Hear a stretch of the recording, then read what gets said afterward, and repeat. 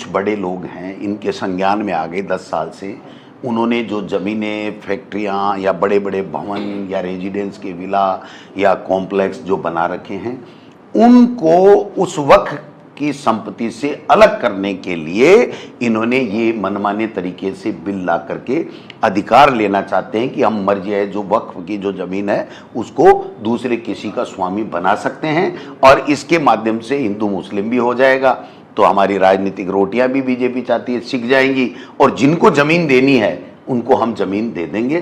तो ये जो 70 साल से गंगा जमनी तहजीब और जो कानून स्थापित थे, जिस कानून से ये देश में भाईचारा बढ़ा हुआ है, संपत्तियां सरकार की वक्फ की और सुरक्षित हैं, उनको औने पौने दामों में कहीं न कहीं ये अपने निजी लोगों को लुटाने के लिए इस प्रकार के कानूनों में संशोधन रहे। कोई इनको पूछे कि भाई इसके संशोधन की आवश्यकता क्या पड़ी, इस बिल की आवश्यकता क्या पड़ी, आप कम से कम उद्देश्य और कारण तो बताओगे ना।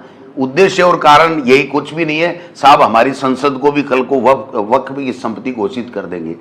आप कोई कर सकता है क्या? पहले की संसद पड़ी, आपने उसको बेकार कर दिया और सामने दूसरा 20,000 करोड़ रुपए लगा करके कर दिया। अब कौन कह रहा है कि भाई ये किसकी संपत्ति है, किसकी नहीं संपत्ति है या नहीं है, वो सब कुछ रिकॉर्ड में है। कानून अपना काम कर रहा था, उस कानून को उठा करके अपनी मनमर्जी से कानून बनाना और केवल इससे हिंदू मुस्लिम का भी माहौल बन जावे, धार्मिक ध्रुवीकरण भी हो जावे और जो संपत्तियां बहुत कीमती हैं, बेशकीमती संपत्तियां हैं, वो अपने लोगों को ये लोग बाग दे सकें।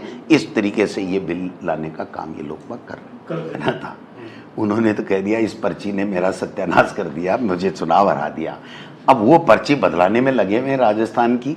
अब वो पर्ची बदलती है या इनका पर्चा बदलता है या पोर्टफोलियो बदलता है या क्या बदलता है, ये देखने वाली बात है। सवाल ये है कि 9 महीने से जो मंत्री स्वयं स्वीकार कर रहा है कि मैं 9 महीने से काम नहीं कर रहा हूं, तो आप इस सरकार की स्थिति को देखिए।